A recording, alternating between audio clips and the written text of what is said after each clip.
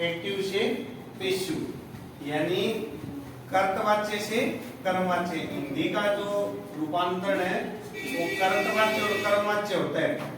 जिस वाक्य में कर्ता कार्य करता है उसको कर्तवाच्य, और जिसमें कर्ता निष्क्रिय हो जाता है और कर्म के रूप से कार्य करता है उसको कर्मवाच्य कहते हैं। आपके हिंदी में भी ये चीज आएगी और इंग्लिश में तो आनी नहीं, सभी एग्जामों में ही आएगी, रीट में भी आएगी, एसआई के एग्जाम में भी आएगी, यानी यहाँ तक कि कांस्टेबल की एग्जाम में भी ये चीज आपके आएगी।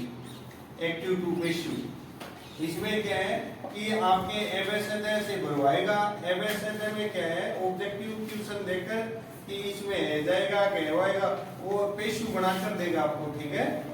और 12th और 10th 8th इन क्लासों में क्या होता है कि सीधी लाइन दे दी जाती है और उसकी पेशु वॉइस बढ़ानी है। तो अपने स्टार्ट करें आज एक्टिव टू पेशु, ठीक है।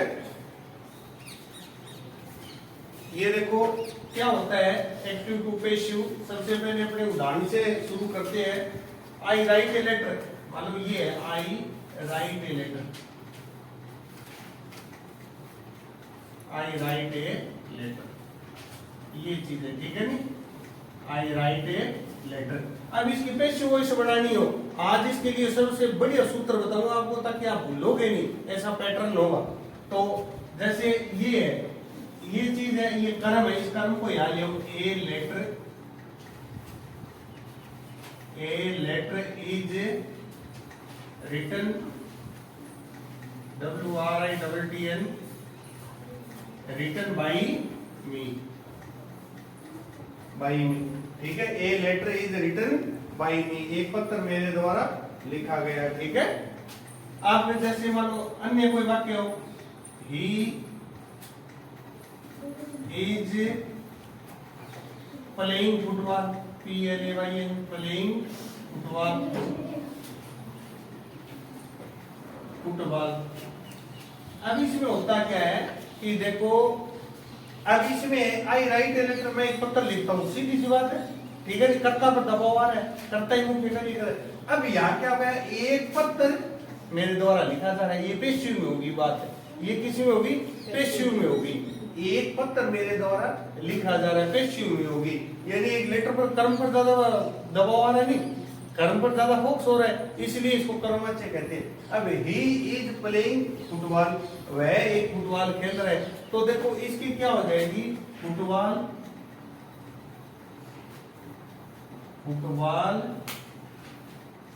Is being played by him, यानी हिम दिखाई नहीं दे रहा, बोलते हुए बाई HIM, हिम, ठीक है। A football is being played by him, football मेरे उसके द्वारा खेली जा रही है। फुटबॉल उसके फुटबॉल पर ज्यादा दबाव रहा नहीं, फुटबॉल उसके द्वारा, ऊपर वाले में क्या था, ही इज प्लेइंग फुटबॉल, वह फुटबॉल खेल रहा है, वह पर ज्यादा दबाव गया, यहाँ सब्जेक्ट के ऊपर। अब सब्जेक्ट को ऑब्जेक्ट बना दिया और ऑब्जेक्ट को सब्जेक्ट बना दिया, ठीक है नी। तो ये चीज आगे एक उदाहरण और लिखते हैं अपने, देखो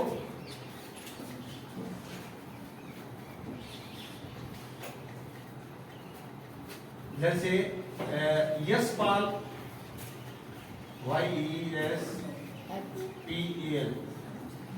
Yashpal is reading English, reading English, ENGLIS, तो यशपाल इज रीडिंग इंग्लिश। अब इसकी पेशु वॉइस बनाएंगे, तो पेशु वॉइस क्या करेंगे, पहले इंग्लिश लिए ENGLIS, इंग्लिश इज बीइंग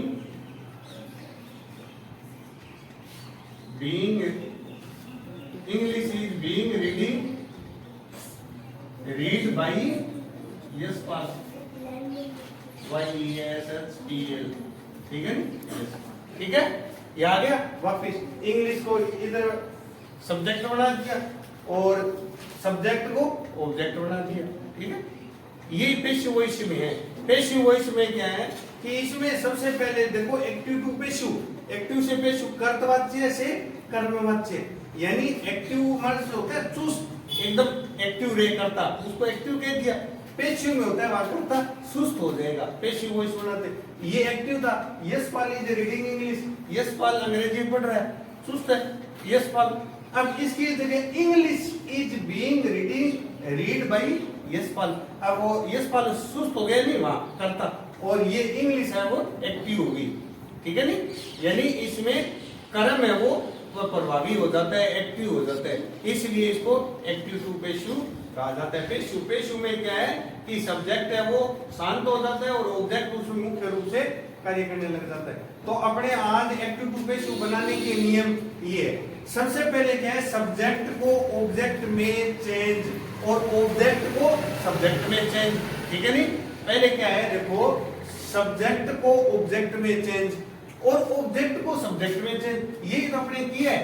ये देखो ये ऑब्जेक्ट है, पहले ये चीज क्या होती है, ये सब्जेक्ट, ये वर्ब और ये ऑब्जेक्ट, तीन चीज है। अब इसको यहां ले, ठीक है नहीं, इसको यहां ले और इधर वाले को यहां ले गए, ठीक है नहीं, सब्जेक्ट को ऑब्जेक्ट में और ऑब्जेक्ट को सब्जेक्ट में।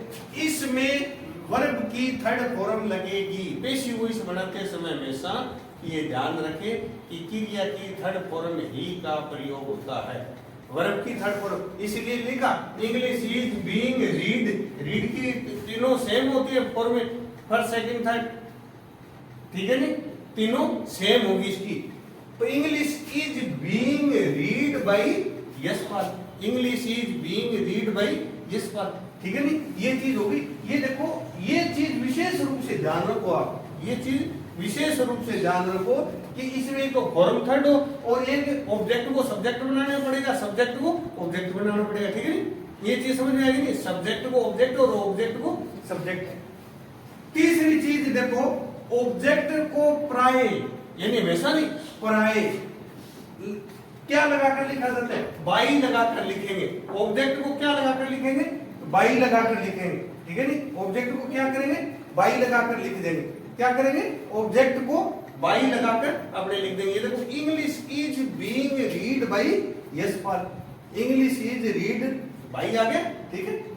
अब तीसरी चीज ये है, प्रोनाउन की तीसरी स्टेज लगेगी। प्रोनाउन मैंने इसे लिखाया था नहीं, I my me my myself, we our us our ourselves, यानी प्रोनाउन की तीसरी स्टेज। जैसे मान लो यहाँ यशपाल है, अब यशपाल की तो कोई प्रोनाउन होती नहीं, अगर यहाँ ही होता, सी होता या आई और वी होता तो उसकी तीसरी स्टेज लग जाती है।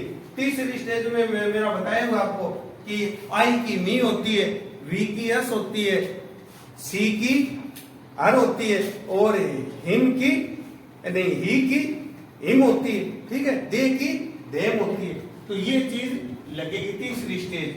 अब है tense change under describe, tense change अंदर नीचे वर्णन किया हुआ है।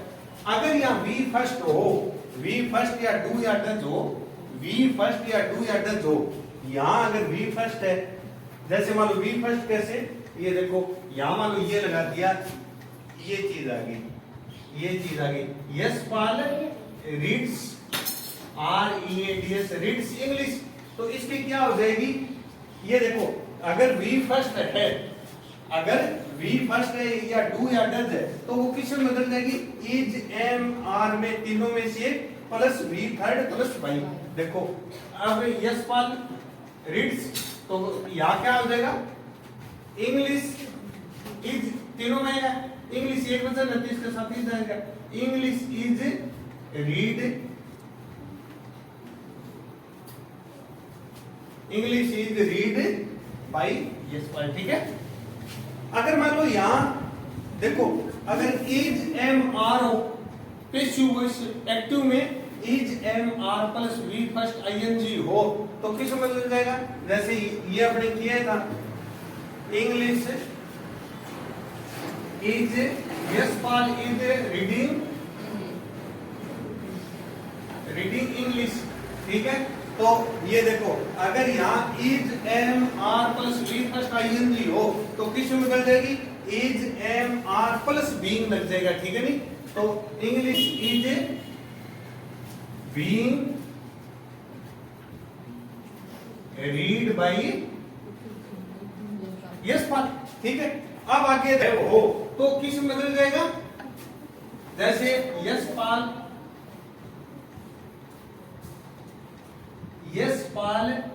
As read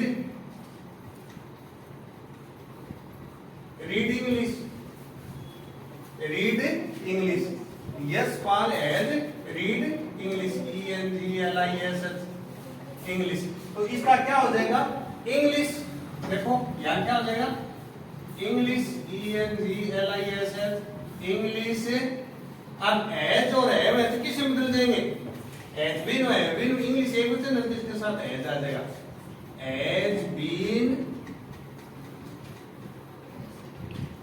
read by Yashpal, ठीक है, यस पाल। अगर मान लो ये देखो V second in past tense हो, अगर यहाँ पास्ट टेंस हो तो किस में बदल जाता है, अगर यहाँ पास्ट टेंस हो, मान लो रीड इंग्लिश, अगर पास्ट टेंस हो क्योंकि रीड की दोनों फॉर्म सेम ही होती है, अगर पास्ट टेंस हो तो वो किस में बदल जाएगा, अगर वी सेकंड या हो तो वाज और वर्ब में बदल जाएगा। इंग्लिश एक वचन है, English was read by Yashpal, क्योंकि सेम फॉर्म होती है। अगर यहाँ वाज और वर हो तो यस पाल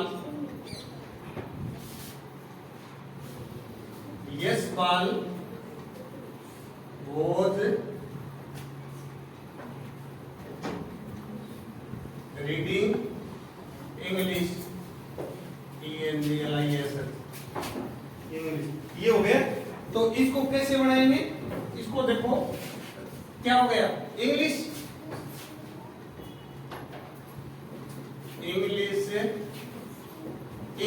अब वाज और वर हो तो किस में बदल जाएगा, वाज वर प्लस बीन में, English was being by being read by yes Pal,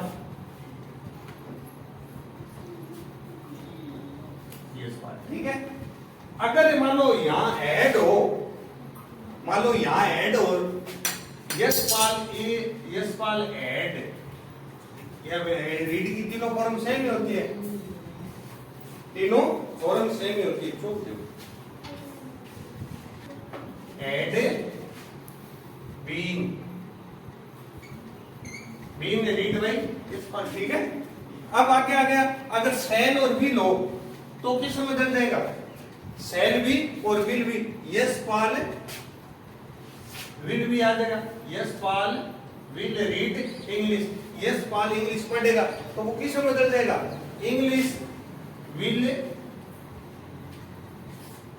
B read by Yashpal, ठीक है नहीं, English will be read by yes पाल।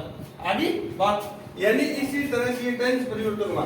इसमें सबसे जरूरी बात ये है, दोबारा और सुन लो, कि इसमें एक पैटर्न याद रखो, सबसे बड़ी बात तो यही है, पैटर्न याद रखो। पैटर्न, अगर पैटर्न आपके याद है नहीं तो आप कुछ भी नहीं भूलोगे। जैसे आई राइट ए लेटर, मान लो ये है, I write a letter, I write a letter, ये वाक्य है, इसका एक पैटर्न याद रखो, इसको यहां ले दो, इसको यहां ले दो और इसको, यानी कर्ता को कर्म किता, कर्म को कर्ता बाई लगा के भरता और वर्ब वही रखता। दोबारा पैटर्न देखो, कर्ता को कर्म किता, कर्म को कर्ता बाई लगा के भरता और वर्ब वही रखता, यानी यही तो बात है, कर्ता को कर्म किता, कर्म को कर्ता बाई लगा के भरता वर्ब वही रखता। तो इसलिए ए लेटर ये हो जाएगा, ए लेटर इज, क्योंकि ये टेंस है, अगर बी फर्स्ट और डू या डज हो तो किस में बदल जाता है, इज एम आर में बदल जाता है। ए लेटर एक वचन है, ए लेटर इज रिटन, ये मैंने बताया था, कर्ता को कर्म किता और कर्म को कर्ता, तो कर्म को कर्ता कर दिया, a letter is written, WRI, मैंने ये बताया कि कर्ता को कर्म किता, कर्म को कर्ता, कर्म को कर्ता बना दिया। अब वाई लगा के भरता और वर्ब वही रख दी नहीं, ये वर्ब जहां है वही रख दी। A letter is written by, by लगा के भरता इसको, इसकी तीसरी स्टेज हो जाएगी आई माई मी, मी या थी, ठीक है। ये ध्यान रखो, बस ये क्रॉस वाला निशान याद रखो, ये सूत्र है। कर्ता को कर्म किता, कर्म को करता, बाई लगा के भरता वर्ब वही रखता। ये पैटर्न पूरा याद रखो। तो ये पैटर्न याद रहेगा नहीं, क्रॉस वाला याद रहेगा तो ठीक है। अगर ये याद रहेगा कर्ता को कर्म किता, कर्म को करता, बाई लगा के भरता वर्ब वही रखता, यानी पूरे का पूरा पैटर्न आ जाता है। 10 सेंस की मैंने आपको सारणी लिखाई दी है। एक बार और बोलो, कर्ता को कर्म किता, कर्म को करता, बाई लगा के भरता वर्ब वही रखता। बोलो सभी एक साथ, याद हो जाता कि आपको रटना ही नहीं पड़ेगा। कर्ता को कर्म किता, कर्म को करता, बाई लगा के भरता वर्ब वही रखता, ठीक है नी। ये क्रॉस का निशान मेरे को याद है। जैसे मान लो ये है, जैसे मान लो लक्ष्य, लक्ष्य, लक्ष्य is eating food, eating food. लक्ष्य भोजन खा रहा है, लक्ष्य भोजन खा रहा है या भोजन कर रहा है, ठीक है। तो इसका क्या बनाएगा, इसको देखो सीधा सा सरल सा मेथड ये है, इसको यहां लियो, इसको यहां लियो और इसको यहां लियो, बस कुछ भी, यानी याद करने वाली चीज ही नहीं है, रटने वाली कोई भी चीज नहीं है। एक्टिव पैसिव आईडी जिंदगी में कभी पीछा नहीं छोड़ेगी आपका। तो ये चीज आप याद कर दो। जैसे फूड, फूड इज है तो किस में बदल जाएगा, फूड एक वचन है तो इज, इसमें क्या लग जाएगा being, B E I N G, food is being, क्या आ जाएगा थर्ड फॉर्म क्या होती है eaten, E A T N, eaten by Lakshya, L A X Y, ठीक है। तो ये आज समझ में आ गया, ठीक है। ये आपकी एक्टिव पैसिव का फर्स्ट पार्ट हो चुका है। एक्टिव पैसिव का क्या है, फर्स्ट पार्ट हो चुका है। सेकंड पार्ट अपने कल में। जय हिंद।